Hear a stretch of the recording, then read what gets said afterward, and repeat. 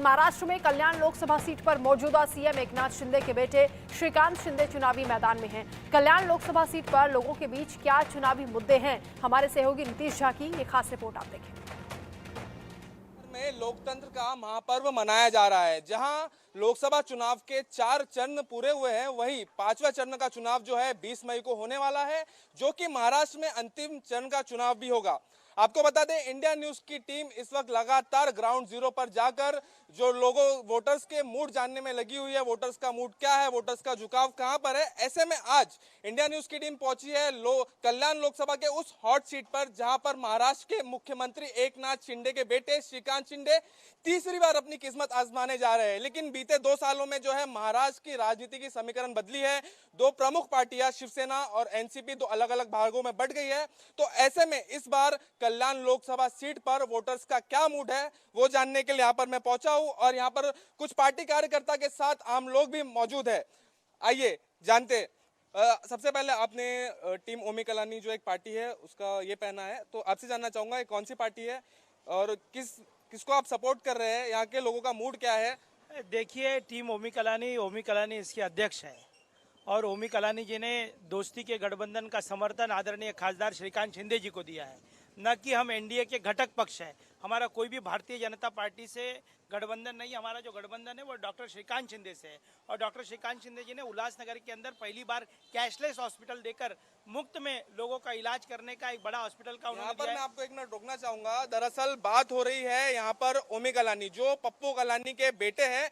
पप्पू कलानी वही है जिनके ऊपर गंभीर धाराओं के तहत अलग अलग मामलों में केस दर्ज हुआ था। एक समय पे टाडा का केस दर्ज हुआ था। लगातार जो है राष्ट्रवादी पार्टी एनसीपी के साथ थे, वो उन्होंने चुनाव लड़ा है वहां से। लेकिन इस बार लोकसभा चुनाव में जो है श्रीकांत शिंदे को अपना समर्थन जो है वो देते हुए नजर आ रहे हैं। उस पार्टी के कार्यकर्ता है ये और उस बारे में जानकारी दे रहे हैं।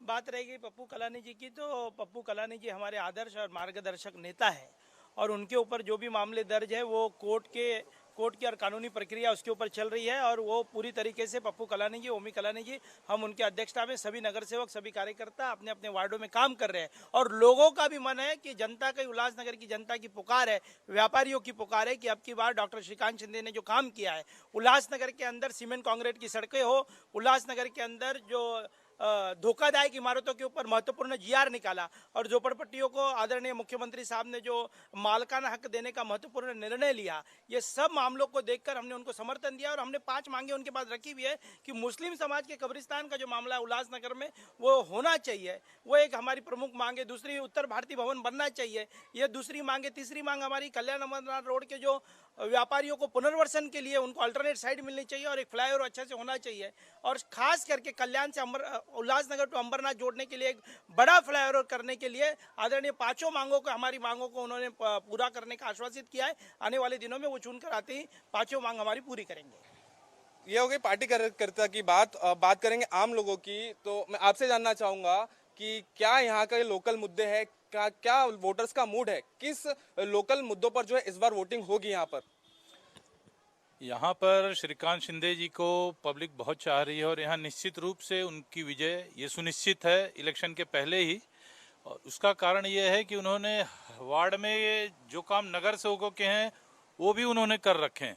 जैसे कि आप देखिए, नाले का, समाज मंदिर का, अभी कुछ देर पहले उन्होंने बताया कि कैशलेस हॉस्पिटल का, खुद हमारे ही वार्ड में उन्होंने 1 करोड़ का फंड दिया समाज मंदिर हॉल के लिए, जिसके लिए मैंने और उनसे मांग की है कि और 1 करोड़ रुपए का फंड और आए, जिससे 2 करोड़ रुपए का समाज मंदिर हॉल बने, जो कि बड़े रूप में और एसी हॉल बने, जिससे अगल बगल के परिसर में किसी को जन्मदिन के लिए, शादी के लिए या और किसी उपलक्ष्य के लिए कहीं बाहर जाने की जरूरत नहीं है, जो कि यहाँ के घोर गरीब लोगों की, जनता की नीड है। इसलिए ऐसे तमाम काम उन्होंने कर रखे हैं कि जिसके लिए जनता पूर्ण रूप से श्रीकांत शिंदे जी को मत देने के लिए एकदम विचलित है, ये समझिए। यहाँ पर हमारे साथ जो है कुछ महिलाएं मौजूद है। महिलाओं का क्या मत है, क्योंकि महिलाएं बहुत अहम भूमिका निभाती है चुनावों में। एक अच्छा खासा जो वोट शेयर होता है महिलाओं का होता है। तो महिलाओं की क्या मांग रहेगी इस चुनाव में, किस मुद्दे पर जो है महिलाएं वोट करेंगी? महिलाएं तो एक्चुअली हमारे यहाँ की पानी की बहुत प्रॉब्लम थी, उन्होंने वो भी सॉल्व की और रोड की, हमें राशन की, इन्होंने बहुत सॉल्व की है, तो हमें तो इनको ही वोट देंगे। महिला सुरक्षा की जब बात होती है तो उस मामले में कितना कुछ काम हुआ है? यहाँ की प्रशासन जो है महिला सुरक्षा को लेकर कितना काम उन्होंने किया है? बहुत अच्छे से। यहाँ की महिला बहुत सुरक्षित है। एक्चुअली रात के हम लोग अगर कहीं जाए भी तो भी हमें कोई प्रॉब्लम नहीं है। यहाँ की पुलिस, यहाँ का बहुत कुछ जो कानून है उन्होंने बहुत अच्छी तरह बनाई है हमारे यहाँ की, बहुत अच्छे से। आप क्या कहेंगे, आप क्या देख रही हैं आने वाले समय में? आने वाले समय में हमारा ये सब विकास अच्छा ही होगा। हम लोग चाहते हैं, हम लोग सब उनको एकनाथ शिंदे को सपोर्ट करेंगे और हमारा पक्का विश्वास है हमारा यही आगे आएंगे। बस थैंक यू। यहाँ पर जो है ज्यादा करके जब लोकसभा चुनाव होते हैं उस समय पर जो है लोकल मुद्दों के साथ जो है राष्ट्रीय स्तर के मुद्दे भी रहते हैं। यहाँ पर हमारे साथ मौजूद है भाजपा कार्यकर्ता।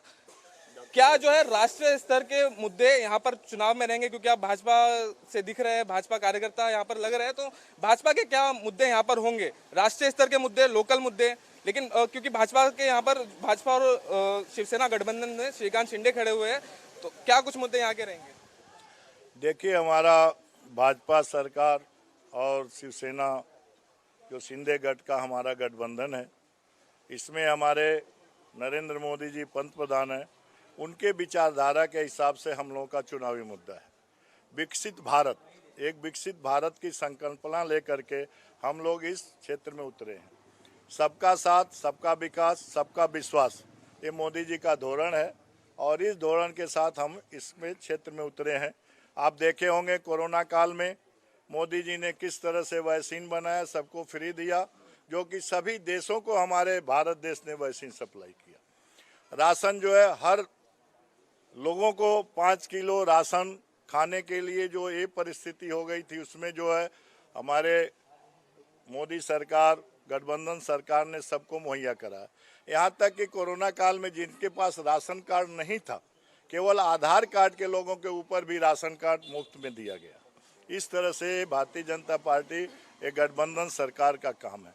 जगह जगह एम्स हॉस्पिटल खोले जा रहे हैं और हेल्थ की सुविधा हो, शिक्षा की सुविधा हो।